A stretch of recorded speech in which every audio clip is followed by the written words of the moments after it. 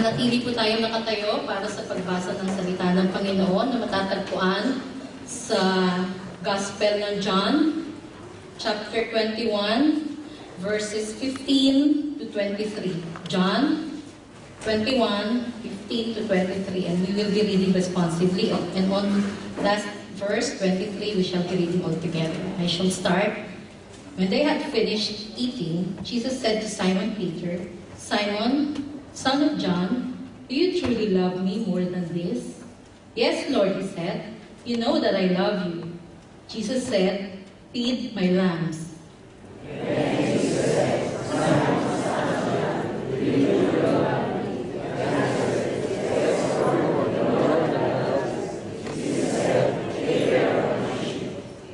The third time he said to him, "Simon, son of John, do you love me?" Peter was hurt because Jesus asked him the third time, "Do you love me?" He said, "Lord, you know all things. You know that I love you." Jesus said, "Feed my sheep."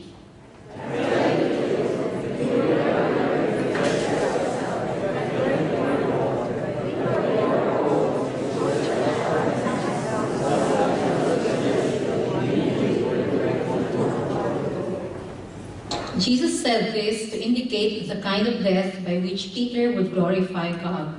Then he said to him, "Follow me."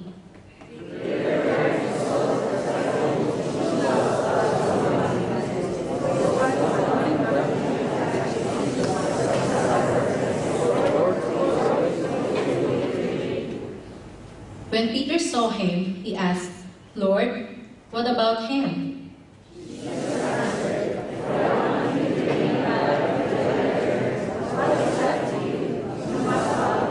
Altogether, because of this, the rumor spread among the brothers that this disciple would not die.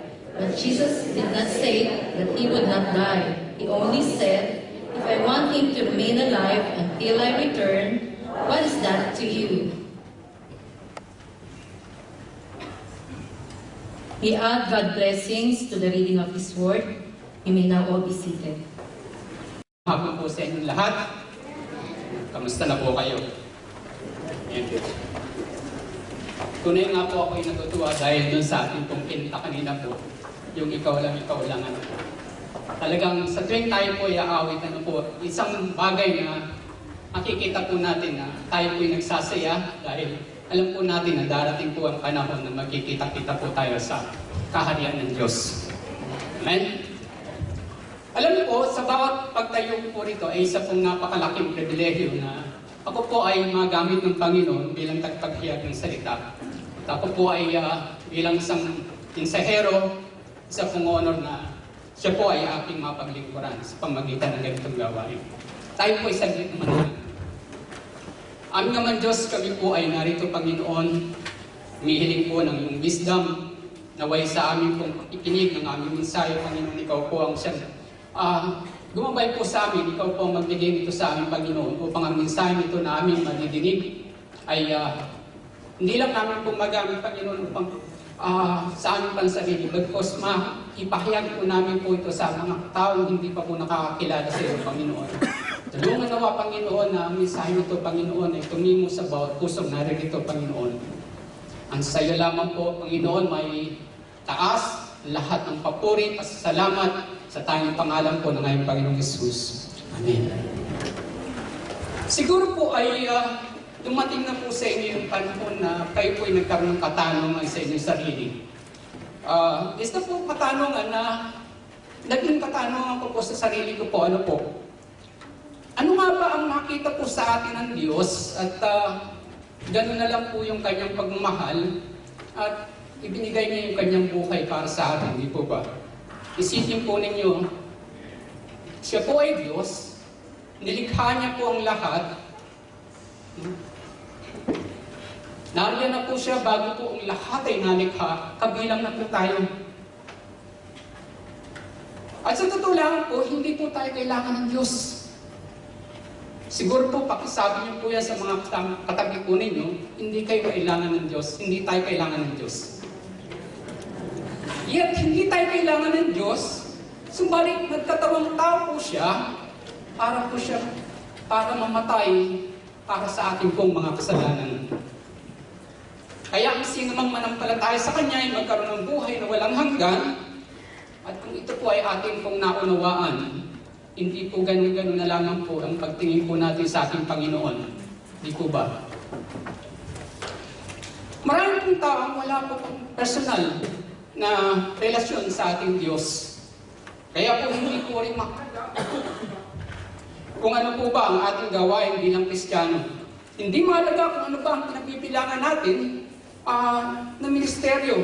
Ang tanong, ano ba ang personal mong relasyon kay Kristo?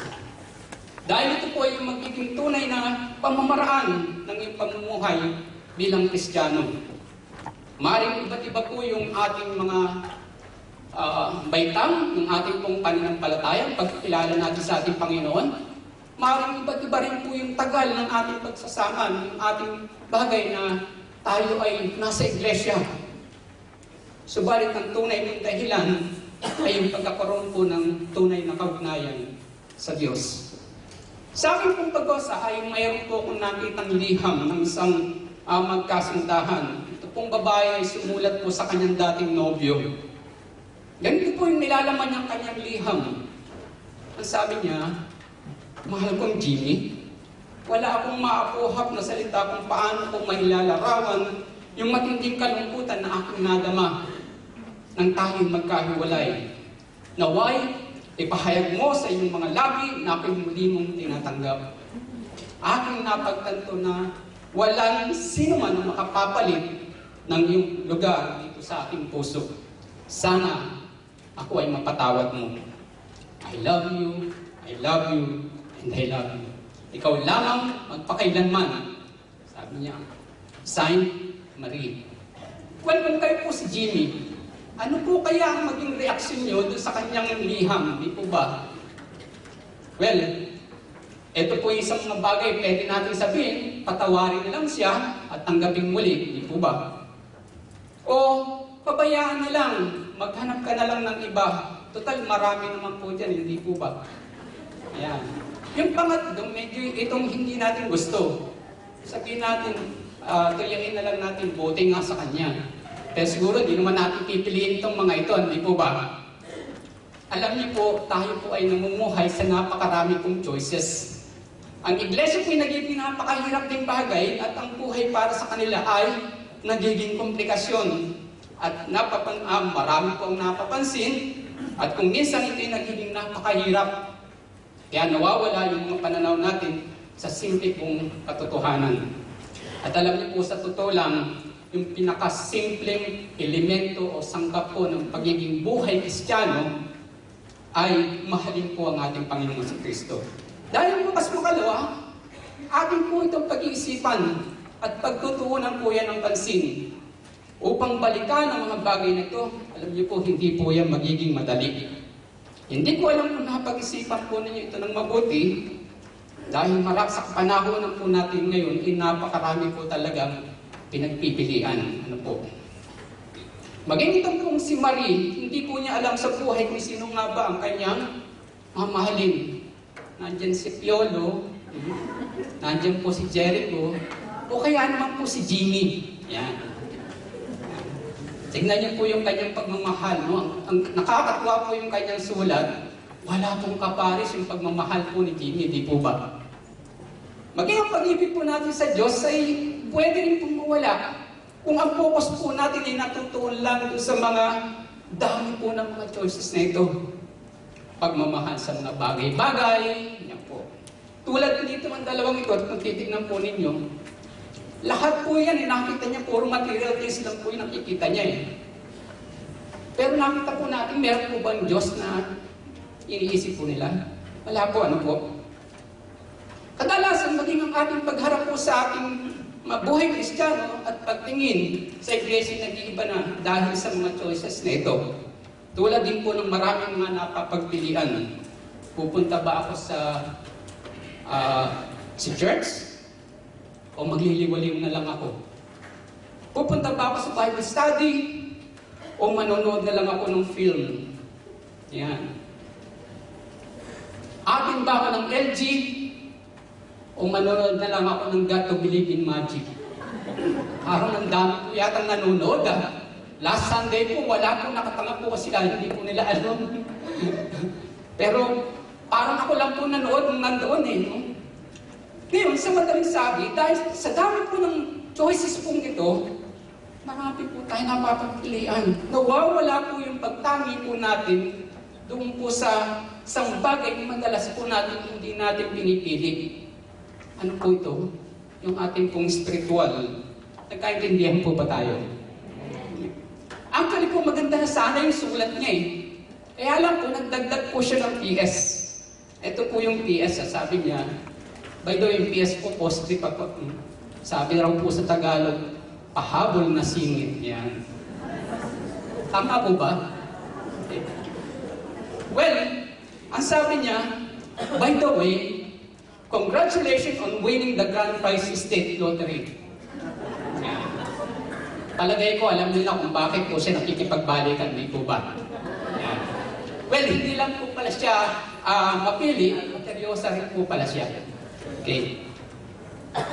My point here is, lumalabas talaga yung ating nilalaman ng ating mga puso. Ano po? Maaaring sabihin po natin, mahal natin ang Diyos. Oh, that's easy, no? Madali po yan. Pero ano man po yung inyong ginagawa, lalabas at lalabas ang katotohanan maging tama o mali. Ang iyong pagmamahal sa Diyos, tulad po nung nasa sulat, out of the abundance of heart, the mouth speaketh. Di po ba? Kaya nga ang title po ng aking mensahe sa akong iti pinamagatang kong, Love Him More Than Anything Else. Alam niyo po, ayon po kay C.S. Lewis, ganito po yung kanyang sinulat. On the whole, God's love for us is much safer subject to think about than our love for Him. Kasi nga po, hindi po natin mapanghawakan ng pag-ibig ng tao sa Diyos. Alam po natin ang pag-ibig po ng Diyos, hindi po yan nagbabago. Nariyan po siya lagi, naghihintay po sa iyo sa iyong pagbabalik. Ano man ang iyong kahinaan, mahal po tayo ng Diyos. Nagkaintindihan po ba tayo? The challenge that God has for us is to love Him more than anything else. Kasi nga, ang huling bahagi po ng sulat ni Juan, habang kinikilala po natin yung huling bahagi ito, ano po? Habang siya po ay nandun, yung pagmamahal po natin kay Jesus, yung bang totoong pagmamahal sa Kanya, makikita po sa atin ito. Pero paano po? Narito po ang kwento bago po kayo makatulog, ano po? Isipin po natin yung konteksto po ng kwentong ito. Alam niyo po, nagkaroon po sila ng breakfast bago po naipako ang ating Panginoong Hesus Kristo sa krus, ay dinala niya po yung kanyang mga alagad doon po sa Gethsemane. At dito po ay nanalangin po sila. Ang sabi sa kanila, manalangin kayo nang hindi kayo mahulog sa tukso. Pero ano po ang ginawa ng mga alagad? Narito po, natulog po. Tingnan niyo po yung katabi niyo, baka natutulog po. Ayan. Dahil mahina po yung ating mga pangangatawan, pare-parehas din po tayo. No? The spirit is willing, but the body is weak. Ang sabi niya, nung gabi po na yan, ang sabi niya, kasi dinala niya po yung kanyang mga alagad, no? Sinasabi niya na po kung ano ang mangyayari sa kanya. Pero parang wala lang po doon sa mga alagad. So, dumating po ang Panginoon, nakita niya natutulog yung mga alagad. Ang sabi niya, manalangin kayo. Pero umalis lang po siya sandali, pagbalik niya, tulog uli ang kanyang mga alagad. Eto ngayon, sinabi niya, nung gabing yun, sinabi niya, you will all fall away, Jesus told them, for it is written, I will strike the shepherd, and the sheep will be scattered. But after I have risen, I will go ahead of you into Galilee. Subalit, talagang makulit po din si Pedro, matapang po siya, no?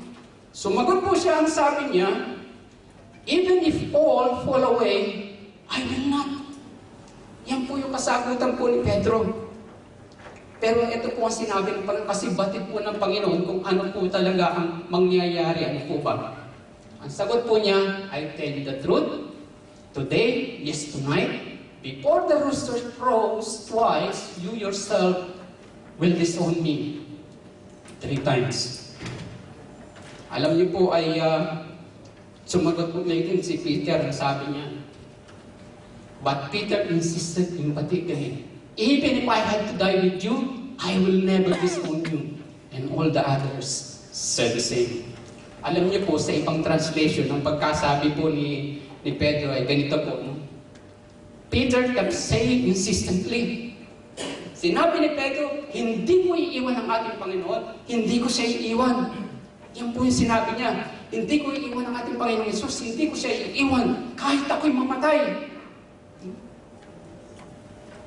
Pero ano po nangyari? Pinagdiinan niya po ito sa mga apostol. Ang sabi niya, hindi ko iiwan ang ating Panginoon hanggang sa kamatayan.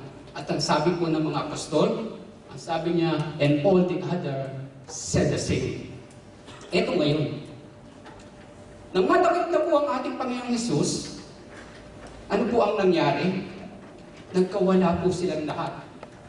Si Pedro talaga po ay matapang.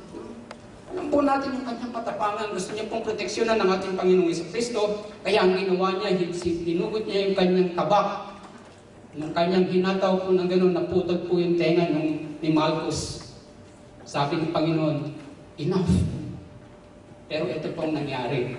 Hinipo ng ating Panginoon yung tenga ni Malchus at pinagaling. Ito po yung servant ng high priest. Ayaw po ng Panginoon na isa man po sa kanila ay mapahamak. So ang ginawa niya, sinabi niya yung mga kawal, sabi niya, Jesus, if you are looking for me, then let this man go. Sino po itong mga taong to? Sila po yung mga apostol, ano po? Dinala ng Panginoon upang usigin at litisin. Narito po si Pedro, susunod-sunod po yan. No? Tinitignan niya kung saan pupunta, kung saan dadalhin ng ating Panginoon. Pero ang nangyari po sa kanya, doon po sa kalayuan. Habang nandun po siya sa bulwagan, ano po ang nangyari? 3 beses po siyang tinanong. Ang sagot niya, hindi ko siya kilala. Wala akong alam sa kanya. Hindi ko nakikilala ang taong yan. Parang naging familiar po ito. Ano po? Titingnan po natin sa Senado yung litisim po si Napoles. Ano po? Ang sabi niya, I invoke my rights. Siguro kung panahon po meron po, sasabihin po yan ni Pedro, no? Pero hindi po. No? I invoke my rights. Hindi ko po alam. Sabi po doon sa bubble gum, ay amot. Hindi ko po alam. Yan.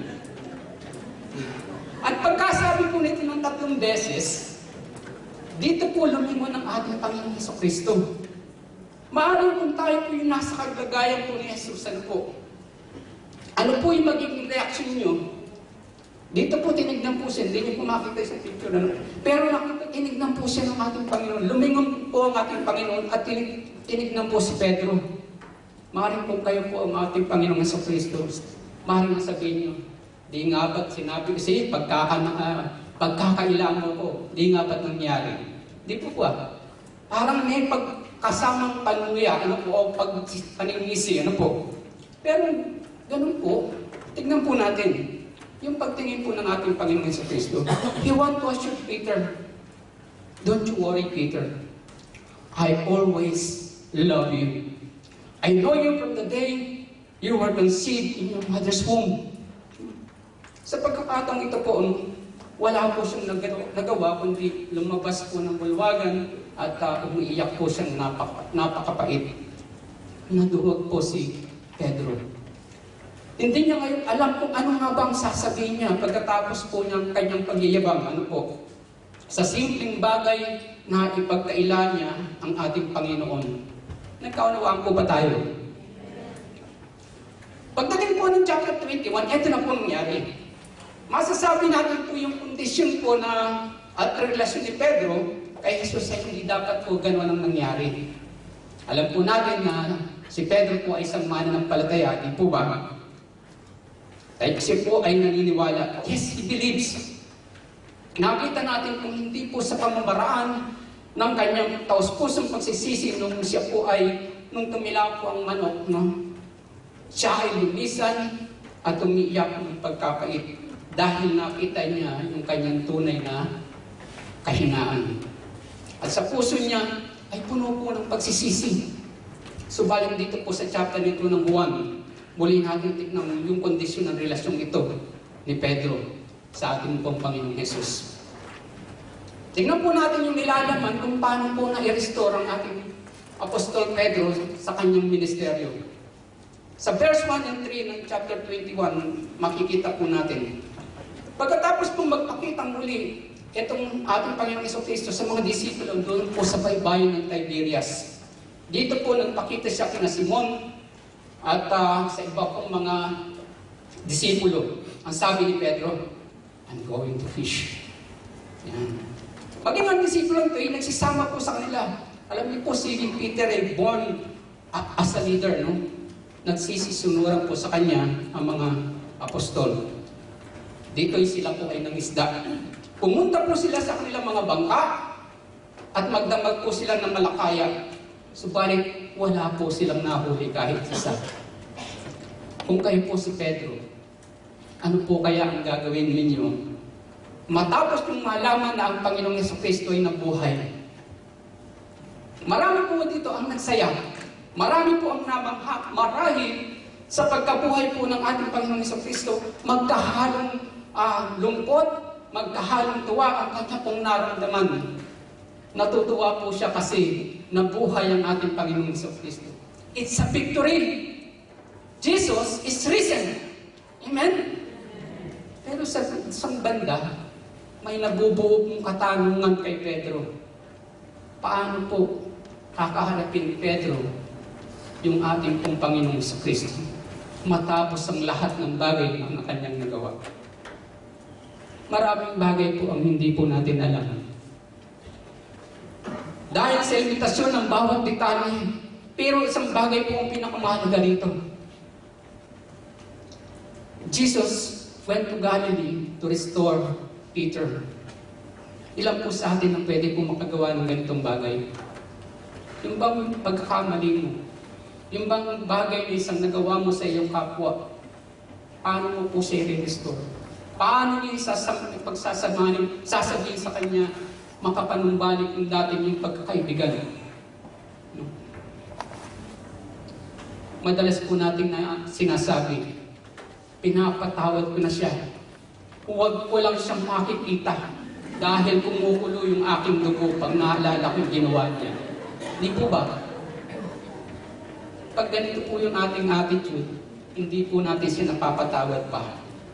Pansinin po natin yung ginawa po ni Pedro. I'm going out to fish, sabi niya. Madalas nalalagay din po tayo sa ganitong sitwasyon, di po ba? Aminin natin sa hindi, nararanasan din natin yung naranasan po ni Pedro. Maaaring gawin din po natin yung kanyang ginawa. Mamamansing na lang ako, tatawagin ko na lang si Brother James. Nasaan po si Brother James? Dito po, ito lang kasi yung aking alam eh. Ito lang yung aking gagawin. Dahil dito, wala pong sisisi sa akin. Wala pong magsisita sa akin. Magkamali man ako lang ang nakakaalam. Pero hindi po dapat ganito yung ating attitude. We have to deal with the problems. Yung pagpunta po ni Pedro dun sa tomb, maaari pong sinisiguro niya po na buhay na po yung ating Panginoon. Enough na sa kanya na malaman niya na buhay na nga ang ating Panginoong Jesucristo. Nagkita pa po sila doon. Ano po? Ang sinabi sa kanya ng ating Panginoon Jesus, pumunta ka doon sa Galilee. Nang umagang iyon, nandun na po sa dalampasigan ng ating Panginoong Jesucristo. Ang sabi ng Panginoon Jesus, nag-aabang na po siya sa mga alagad, subalit hindi po nila batid kung sino ba siya. Ang sabi niya, fellows, have you caught any fish? Sa iba pong translation, ang sabi po, you do not have any fish, do you? Have you caught any fish? Kapag ganito naman po ang tanong, siguro po hindi niyo po masasagot yung tanong na yan. Malamang iba po yung magawa niyo sa mga taong ganitong nagtanong, di po ba? Alaala ko po nung ako po ay nasa Pilipinas. Ako po ay stress na po sa pagkagawa ng copier. Hindi ko po alam kung paano ko makikita yung problema. So ang ginawa ko po, tinastas ko yung makina, halos ang natitira na lang po ay frame. May lumapit po sa akin, ang tanong po sa akin, pare, sira? Kung kayo po yung tatanungin, ano kaya ang sasagot nyo? Bahala na po kayo, ano po? Kasi po nung panahon na yun, iba po yung aking kasagutan, ano po? Yan. Ngayon po tayong mananampalataya na, dapat maayos na po yung sagot natin. Madali naman sabihin, oo pare, sira eh. Yan. Siguro po. Ay, sabi nga, eto po ang kagandahan. Jesus asked them anyway. Sabi niya, cast the net, ang nagdagdag pa siya eh. Sabi niya, cast the net in the right side of the boat and you will find some. Alam niyo po sa isang veteranong mangingisda, hindi niya na po siya kailangan turuan kung ano po yung kanyang gagawin. Kaya ang ginawa po ni Pedro, sumunod na lang po siya. Nilaglag niya po yung net sa right side at nakita niya po, ang dami po nilang nahuli. 100, 50 at 3. Malalaking isda. Di ba't pareho din po ito ng tagpo ng siya'y tawagin ng ating Panginoon upang mamalakaya ng tao? Pansinin po ninyo yung pagkakapareho ng una niyang pagkatawag. Ito po. Sinulat po ni Lucas sa chapter 5 at sinulat po ni John dito po sa chapter 21 ay nagkapareho sa magkaibang panahon. Parehong himala ng pagkahuli ng isda, bumalik po yung panahon ng kanyang pagkatawag. Ito'y ginawa po ng ating sinadya tayo ito ng Panginoon upang mapanumbalik si Pedro at magsimula muli at itama ang lahat ng bagay sa ikalawang pagkakataon. Sa verse 7 and 14, sa pangyayaring pinabuksan po ang kanilang mga mata. Isa po sa mga disipulong nakakilala sa ating Panginoon. Ito po si John Rick Gabilabed, yun po. Ang sabi niya, it is the Lord. Dito po, nang madinig po ito ni Pedro, nagsuot po siya ng damit, tumalon po siya sa kanyang bangka, at siya lumusong sa tubig. Pagdating po nila ng Pampang, makita po nila yung nakaprepare ng tinatawag po nating breakfast po nila. Masarap pong gumawa ng breakfast ng ating Panginoon. Tinapay at isda. Tingnan po natin public restoration of Peter. Tingnan po natin yung ginawa ng ating Panginoon. Well, kung kayo po si Jesus, ito po, karakter po ng tao, tinitingnan po natin. Kung kayo po si Jesus, ano po kaya ang gagawin niyo pag nakita niyo po yung mga apostol? Maaaring sabihin niyo, kala niyo hindi ako mabubuhay Anong sinabi niyo hindi niyo ako iiwan? Iniwanan niyo akong magsaroon. Pero wala po tayong nakitang ganitong pagsulatan po. Ang nakita po natin kung paano po ginawa ng ating Panginoon. Because Jesus is so loving that He loves us so much. In spite of our weaknesses, He is so amazing, isn't it? He never looks at our weaknesses. Kung tayo po tatanungin, sasabihin natin, bakit itong taon to, alisin natin dito sa grupo, mahina ito. Hindi po ganun, ano po. He uses ordinary people like you and me. Tingnan po natin yung kakayanan mo. Yung willingness mong sumunod dahil kapag ikaw ay naging isang tagasunod ni Kristo na may tunay na pagmamahal sa Kanya, you will overcome all these weaknesses. You will be victorious in everything you do. Nagkaunawa po tayo. Dito po mapapansin natin po ang ginawa ng ating Panginoong Hesus. Pinakain niya muna yung kanyang mga apostol bago niya po sinimulan yung pangangailangan espiritual ni Apostol Pedro. Bagamat pwede nang makausap po ng ating Panginoon si Pedro, ang nangyari ay, alam niyo po, nung siya po ay nabuhay ng maguli, nagkita na po siya doon, pwede niya yung kausapin ng lihim. Pero hindi po, nung pinapunta po siya ng Galilee. Mababasa po natin yan sa Lucas 24:34. At dahil kinala po si Pedro, ikinailan ni Pedro ang Panginoong Jesucristo publicly, mahalaga rin naman siguro na i-restore po siya publicly, di po ba? Dahil makatlong beses po niya dininay na hindi niya kilala ang ating Panginoong Jesucristo, 3 beses din niya pong tinanong ng personal itong si Pedro. Panginoon, sabi niya. So he began to ask Peter, sabi niya ganito, Simon, son of John, pansinin niyo po yung kanyang sinulat mo. Yung pong Pedro ay hindi na po nababagay po sa kanya kasi po yung Peter ay tinatawag po nating bato, ano po. Yung pong kanyang katawagan na yun ay hindi na po nababagay sa kanya. Yung pagtawag po sa kanya ng Panginoon ay may kasamang pag-rebuke. Kaya ang tanong sa kanya, do you love me more than this? Ang sagot po ni Pedro, agape love po ang tinatanong po ng ating Panginoong Jesucristo dito. Subalit ang sagot po ni Pedro ay phileo, which is affection for other. Kaya nga sabi po ni Pedro, opo Panginoon, alam niyong mahal ko kayo eh. Ang sabi po ng ating Panginoon, feed my lambs. Ano po sa Tagalog ng lambs?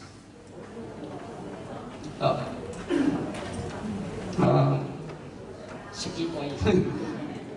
Kasi sa Tagalog, wala pong kaparehas, batang tupa, parang mas maganda po, Kita niyo po, sabi niya, feed my lambs, tend my sheep, and feed my sheep. Parang anak din po natin, habang sila po ay maliliit, inaalagaan po natin sila, binibigyan natin sila ng gatas, paglaki, naglalakad na, iniingatan po natin yan, di po ba? At pag malaki na po sila, nandun po pinakakain natin sila hanggang sa pustong gulang. Pero ang problema po, pag sila po ay nagsipag-asawa na, kaya rin po ang nagpapakain. Iba na po yung tawag natin kung bahala na po kayo. Muli po siyang nagtanong, sinabi niya, Simon, anak ni Juan, iniibig mo ba ako? Do you love me more than this? He said to him, yes Lord, you know that I love you. He said to him, shepherd my sheep. Kaya muling sumagot si Pedro, opo Panginoon. Alam niyo po sa ibang translation, ganito po ang sagot niya eh.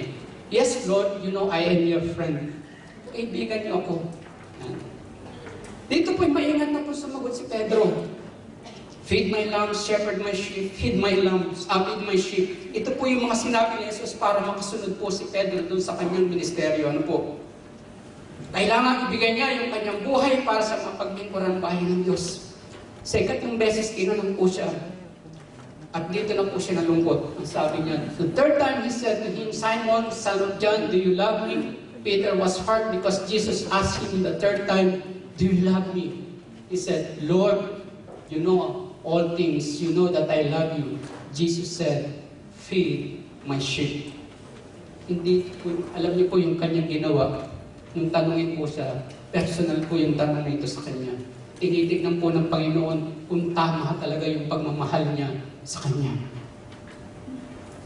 Dito po ay, pagkatapos po nito ay, tinignan po yung kanyang buhay, kung ano po yung mangyayari sa kanya. Batid po ng Panginoon ng mga bagay na kakaharapin po ni Pedro sa pagsunod po sa ating Panginoon sa Kristo. Walang inilihim po ang ating Panginoon sa lahat ng mangyayari kay Pedro. Sinabi ng Panginoon, yung uri ng kamatayan na kanyang kakaharapin sa pagsunod sa Kanya. Ang sabi ng Panginoong Jesucristo, follow me. Itong problema po. Sa 20 and 23 ng verse na ito, ang sinabi niya, what about John? Matapos niyang makausap ng Panginoon, napanumbalik na po si Pedro dun po sa kanyang ministeryo. Luminga-linga po itong si Pedro at nakita niya po si Juan. Ito po ang tanong. Sabi niya, Master, what's going to happen to him? Ano ba ang mangyayari sa kanya? Para bang sinabi niya, Lord, sinabi mo sa akin kung paano ako mamamatay. Paano naman po siya? Ang hirap po. Ito yung bagay pag nawawala na po yung ating pananaw sa ating Panginoong Jesucristo. Ang una po natin nakikita yung ating kapitbahay, yung ating mga kapatid, yung ginagawa ng iba. Kung ano ba yung magagawa ng iba. Hindi natin tinitignan kung ano ba yung magagawa ko. Ano ba magagawa ko? Ano ba ang aking gagawin? Pero ang una natin tinitignan, yung magagawa ng gagawin sa Kanya. Maging sa sinabi po ng Panginoon, nung araw din po pala, ang dami na rin chismoso na po. Sabi ng Panginoon, no? Ang sabi niya, if He will remain alive until I come, what is His to you? May problema ka doon. Tingnan po natin yung ating mga sarili. Ano po ba ang dapat nating maibahagi sa ating paglilingkod sa Panginoon? Hindi po tayo titingin kung ano po yung nagagawa ng iba. Ang tignan po natin kung ano po yung magagawa natin sa ating Panginoon. Narito ang Panginoong Jesucristo, Restore Peter. Ito po ay paalala sa ating lahat kung ating mga relasyon ay tulad po ng Apostol Pedro na may tamang relasyon kay Jesus. Ito'y magpapakita ng tunay na pagmamahal sa Kanya ng higit pa sa bagay. Yung mga sakripisyo mo para sa Kanya, magamit yung buhay sa pagsunod sa Kanya. Kung inyo pong titignan ang inyong buhay at sasabihin mo sa inyong sarili, gusto kong malaman ang kalagayan ng aking relasyon sa Diyos. Isipin niyo po yung mga bagay na ito. Mahal ko ba ang ating Panginoon sa Kristo? Si Kristo ba ang kaligayahan ng aking puso? Si Jesus ba ang lagi kong kinagigiliwan? Ako ba yung kanyang kaligayahan kapag kapiling ko siya? Mahal ko ba si Jesus ng higit pa sa anumang bagay? Mahal ko ba si Jesus ng higit pa sa pagmamahal ng iba kaysa sa Kanya? Jesus said, sabi niya sa 14:21, whoever has my commands and obey them, he is the one who loves me. He who loves me will be loved by my Father, and I too will love him and show myself to him. Ito po yung gusto ng ating Panginoon sa atin. Kung mahal po natin yung ating Panginoon, ibigay po natin yung ating buhay para sa Kanya. Tayo po'y patuloy na maglingkod. Yung tama po nating relasyon para sa ating Panginoon, tayo po'y maglingkod ng po. Minsan po ay mayroon po tayong mga nababalitaan na marami pong matanggap sa ating Panginoon. Natutuwa po tayo dahil sila po ay kumikilos ayon po sa ilang kagastuhan po. Nakita natin naging maayos ang lahat. Pero minsan dumating po yung pagkakataon sa kanila na sila po ay lumamig sa pananampalataya. Narito ang Panginoon, nandun muli sa dalampasigan. Hinihintay-hintay ka na muli kang magbalik. Ibigay po natin ang ating buhay. Ito isang paalala lang para sa atin. Magpatuloy po tayong maglingkod sa ating Panginoon. Paglilingkod na binibigay natin sa Diyos ng makapangyarihan. Tayo po'y manalangin. Aming mga Diyos, kami po'y nagpupuri, nagpapasalamat sa araw na ito na binigay mo po sa aming Panginoon. Maraming salamat sa isang sulyap ng isang buhay po ng ating Panginoong Kristo kung saan po siya ay patuloy po namin inaalala, Panginoon, yung ginawa niya, Panginoon. Ginawa niya pong ehemplo si Apostol Pedro, Panginoon, upang kami makagaya, Panginoon. Maging ehemplo rin po ng aming buhay kung paano po yung aming paglilingkod sa Kanya. Tulungan mo nawa, Panginoon, sa aming pong paglakad bilang mananampalataya. Ikaw po, Panginoon, ang siya ang aming mapaglingkuran. Maraming salamat po, Panginoon, sa iyong banal na kasulatan na patuloy po nagbibigay po sa amin ng inspirasyon upang mag-aral po kami ng iyong salita, Panginoon. Maraming salamat po sa paggamit mo sa akin, Panginoon, na ipahayag ko na po ang iyong salita, Panginoon. Naway pangalan lamang po ang siyang maitaas, ikaw lamang po ang mapapurihan, at ikaw lamang po ang magbigyan namin ng pinakamataas na karangal sa pangalan po ng iyong Panginoong Hesus. Amen.